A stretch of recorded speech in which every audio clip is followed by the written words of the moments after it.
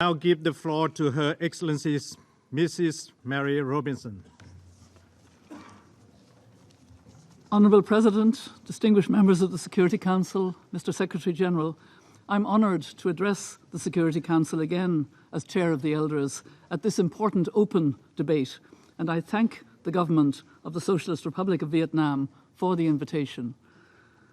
As we mark the 75th anniversary of the United Nations Charter, I wish that the founder of the Elders, Nelson Mandela, could address you in his powerful and inimitable voice with his strong vision and purpose.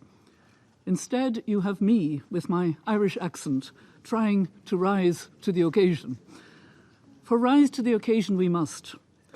At the start of a new year and a new decade, the Elders are clear that the world faces two distinct existential threats: nuclear proliferation and the climate crisis.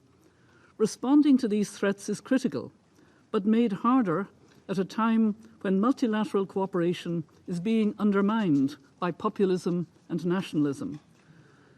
The Elders issued a statement in early December in which we urged all world leaders to acknowledge that effective multilateralism is in their own national interest, regardless of size or strength.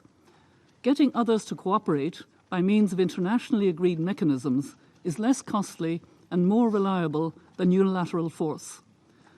This collaborative approach is at the heart of the UN Charter and the only way in which we can hope to tackle challenges such as the climate crisis and nuclear proliferation.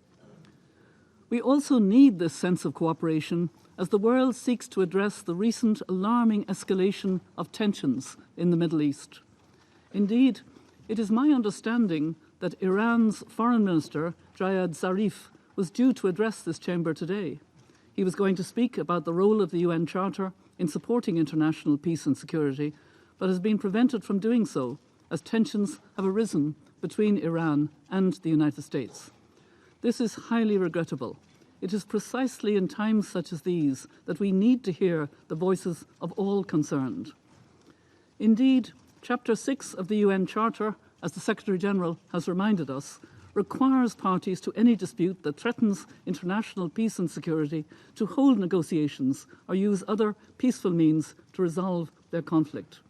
The gravity of the current situation in the Middle East means that dialogue and negotiation are urgently needed, and I do urge the representatives in this room to consider what the United Nations can do to bring them to the table in the spirit of its Charter. Honourable President and distinguished members of the Council, what we need today is a new vision and bold sense of purpose on how we will tackle the scourge of war. On nuclear arms control, the Elders have spoken out clearly and forcefully about the need for all nuclear powers to get serious about disarmament and to pursue policies of nuclear minimisation to preserve peace for future generations. We sum these up as the 4 Ds. Doctrine. Every nuclear state should make an unequivocal no first use declaration. De-alerting. Almost all warheads should be taken off high alert status. Deployment. Substantially reduce the 1/4 of all nuclear warheads that are currently operationally deployed. And decrease. Dramatically cut the number of nuclear weapons in existence, with the United States and Russia reducing to a total of no more than 500 each.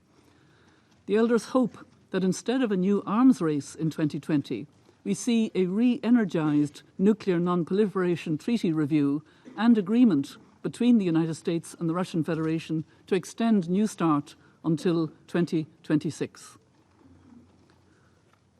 On the climate crisis, the Elders recognise the need for a bold new initiative. The disappointing outcome of COP25 in Madrid shows that there is still insufficient political will for urgent collective action to avert catastrophe. We need a new mindset.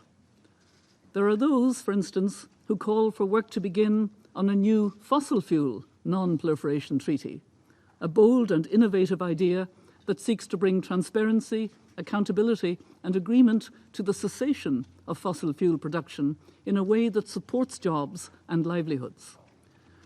New ideas like these are needed, a new mindset that recognises the urgency of the challenge the Intergovernmental Panel on Climate Change posed in its report on warming at 1.5 degrees Celsius. New ideas born from a shared understanding that we need to reduce global carbon emissions by 45% by 2030. The Security Council should be a key player in shaping this new mindset, but unfortunately it is seen by many as not being fit for purpose.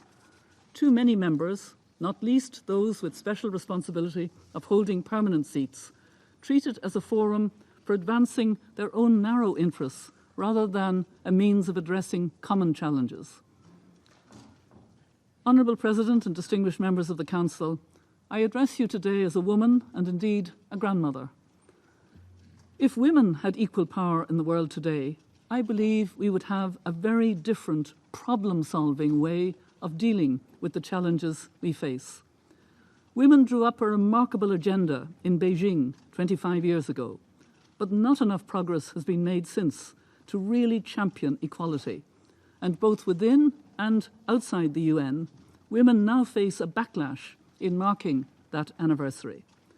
I ask you in particular to give greater priority to the terrible problem of systemic violence and discrimination against women and girls, a cause of immense suffering. I call on you to implement with full funding the numerous Council resolutions dealing with gender inequality.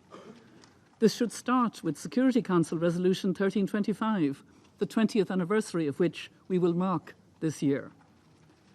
I also urge you to listen to the children and young people who have come together in their millions to strike for Fridays for Future. They have understood the importance of thinking globally and acting locally. They are bonded together by the threat they see posed by the climate emergency. This bond has enabled them to reach out in solidarity and even love to those most vulnerable, most affected, and least responsible for what is causing the climate crisis. They are asking us not to listen to them, but to listen to the science. We should all take heed. The science of the climate crisis makes it imperative that we implement in full the voluntary commitments of the 2030 Agenda with its 17 Sustainable Development Goals and the commitments of the Paris Climate Agreement. We need a bold new vision where every country, city and corporation commits to being carbon neutral by 2050. We need a change of mindset to enable a just transition to clean energy in a way that allows us to stay at or below 1.5 degrees of warming. We need to put a proper price on carbon. Every country needs to take seriously the report of the Global Commission on Adaptation and build resilience in communities for the new normal we are experiencing, an experience exemplified by the terrible bushfires in Australia. The calls for action are getting louder. Civil society is coming together for a People and Planet 2020 call to action on January the 20th. And Earth Day plus 50 in April promises to see the greatest mobilization in human history. When Nelson Mandela addressed the UN General Assembly on the 3rd of October 1994 as President of South Africa, he posed this question: given the interdependence of the nations of the world, what is it we can and must do to ensure that democracy, peace and prosperity prevail everywhere?